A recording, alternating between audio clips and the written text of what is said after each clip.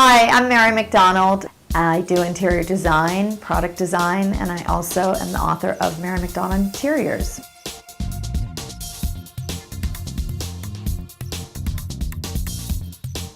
So as an artist, when you're looking to gain the attention of an interior designer, you have to think about your presentation and that you don't have very much time to actually get their attention. So what you want to do is either by email and through the postal mail, so you were sending them some sort of hard copy of pictures, you want to get one or two great images of your work that really represent what you think is your best, most sellable work. Because when I'm looking at different people's emails when they send them to me, because that's all they do is send me stuff, I want to be able to, I don't want to have to hear a long explanation. I just want to see a quick image of what you do, like what is your vibe. And I think that is really important. You don't have a lot of time to get someone's attention, and you can always explain later all of your credentials and where you've been and how you got there after they're interested in your work.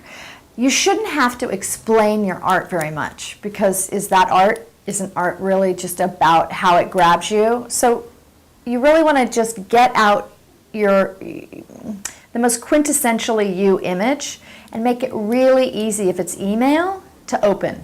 If there's anything you've done with any prestige to it or cachet within the art world or relative to the art world, even selling art to famous people, I have to say it gains that sort of quick attention that sometimes just it's a business. So it's a commercial way of saying this person actually validated me. It's sad, but it's true. These little things, if you can get them in one or two sentences with an image, it might make us actually remember you when we do go to need art the next time. But remember, just because someone hasn't needed it right in that moment, they might need it later in the year. You want to sort of be tenacious without being pushy. Sometimes you're actually going to end up selling art to someone just because you presented yourself to them enough times that they remember you, and it's exactly the right timing. The next time you said, hey, it's been 7 months, just wondering if you needed anything. And you can drop them something in the mail, but just make sure it doesn't look too homemade lemonade. Remember, you're actually selling art to people that probably can afford a certain amount of quality and luxury in their lives, and how you present your hard copy of however you're putting together your own PR, it kind of will say something to them about where you're going in the art world, and it's like cheap stationery versus good stationery. Sometimes that just makes a difference getting in the door. You'll have to perform later, but how you present yourself will actually affect if we want to call you back or not. Another good thing I have to say is, because you're trying to actually make a living at this, you want to think, well, what can I do that's commercially viable, and yet maybe you save your more eccentric pieces for your private clients, but you think of what's a good way to be an artist, make a living, and still maintain a level of quality that you want. Go for commercial-based firms that do hotels, restaurants. It has a budget to it. And this is a way, instead of being a waiter and an artist, you can be an artist and an artist. So you're still working you're working in the same field. It's kind of like actors that don't want to do soap operas. Well, I don't know, Demi Moore did soap operas, and look at her now. So try to get out there and perfect your craft by actually doing it. Sometimes you want to do these home shows that have some kind of art in them. I've personally used people that do those Las Vegas home shows. I've gone to some of the more mass-produced art for things that are commercial for me. They need 25 of something that's similar. So some of these shows, like High Point, North Carolina, there's a Las Vegas furniture show. There's a few of them that are a few times a year throughout the country, but I'm mainly High Point, North Carolina. It's very well known.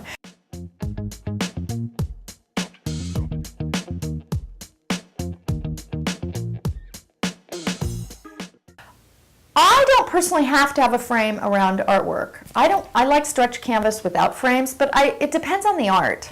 I certainly wouldn't want to have a Sargent painting without a beautiful gilded frame. Lots of people in interior design feel like something looks unfinished, so it kind of depends on the work of the designer, if you're dealing with an interior designer. And I have to say, a lot of people residentially think it looks unfinished. I personally like the kind of lofty, arty look when it's a very contemporary piece without a frame. But this is kind of a weird area that I can't give you that as a rule. But if you're presenting to people, I wouldn't risk it. If you want it to seem like it's frameless, I just would do something so small and simple that it looks finished, but you're not turning off a whole residential clientele, people that are thinking of putting it in their homes, or people that aren't that edgy.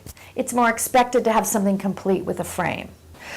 You know, see if someone will have sort of a mini show and consign your work there. Maybe a higher end restaurant that likes your work. Try something like that to keep it out there. It's not a gallery, but if you offer to have some sort of show or someplace where your art can sit, yet they're not paying you, but people are seeing it, it's another way to get your work out there.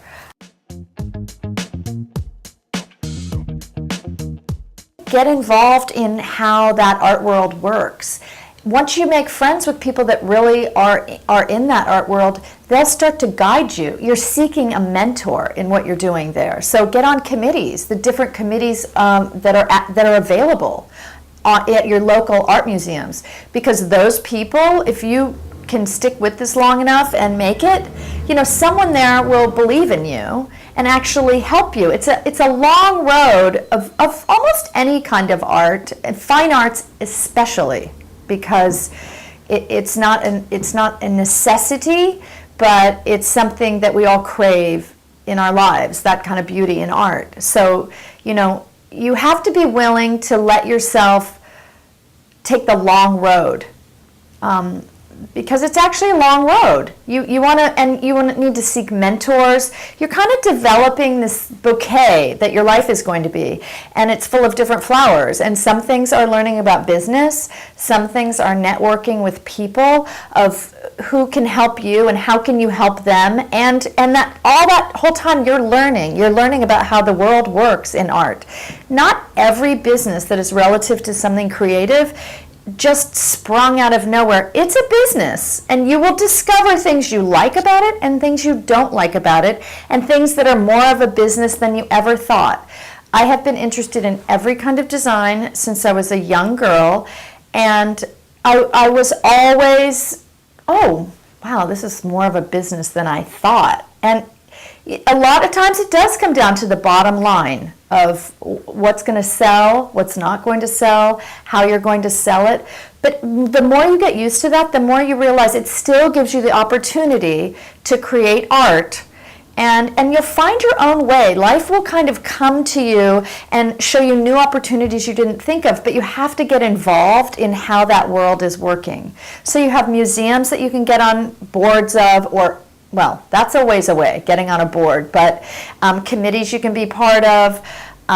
You can try to get a show at a local gallery. Go look at every gallery in your city that represents young, upcoming artists. Definitely start to get any art world newsletter that is in your city. There's probably quite a few of them. Get immersed in your world, because that's how they're selling. That's how you're selling your art. I know it's hard, because I know from being a creative person my whole life, you get your feelings hurt. Not everyone's going to love you. Not everybody loves everybody that's famous at the top of their field. In fact, the more successful you get, you'll find it actually makes some people jealous. So you've got to kind of get used to it, and then just come back to center and remember why you started doing this. And sometimes a new opportunity will unfold and you'll find yourself in a new area of art that is starting to interest you that never interested you before. Stay moving.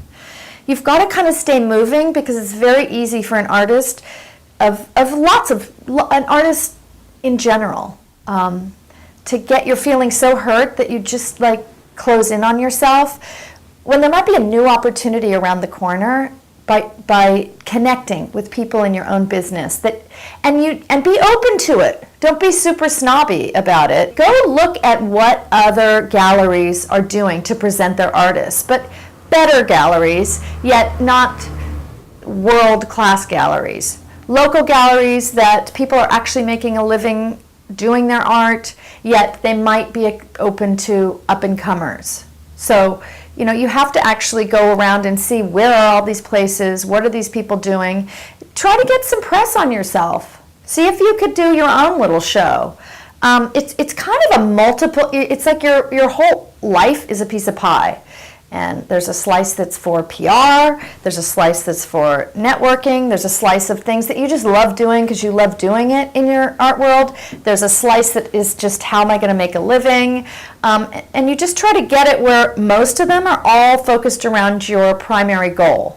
And maybe there's some other aspect of your art that you can do that's a little more commercial that isn't, it isn't compromising what your initial goals are. Are you a graphic artist at the same time? Maybe you should be doing some graphic art for someone that has a name in fabric design.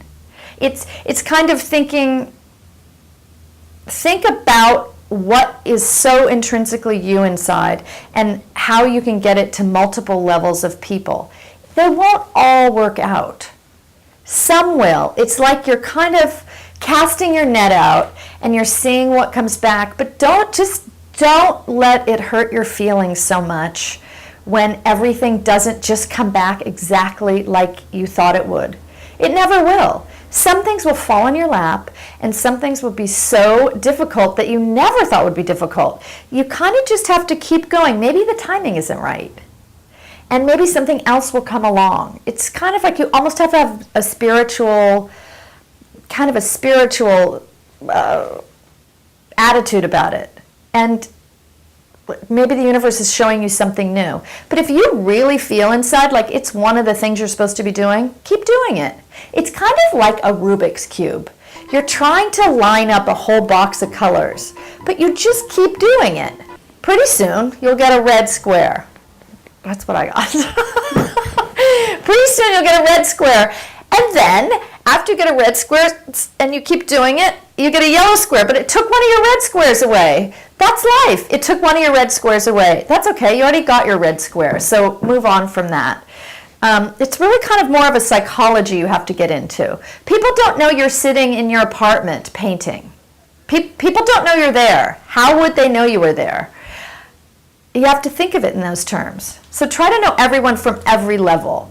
From the highest of the high of how you can get to be around like the pinnacle of your world, even if you're just a little part of it, sooner or later if you participate enough, you'll actually get to know people. And if you work really hard, people notice that. People notice this, listen, this person actually stands out. Like this person's really willing to do what other people aren't willing to do. Because there's nothing worse than a haughty, poor artist. There's nothing worse than an assistant that comes to me that wants to work for me that's really haughty. It's boring. I still to this day have to do stuff where I'm thinking, am I really having to do this still? And the answer is yes. It's part of your job.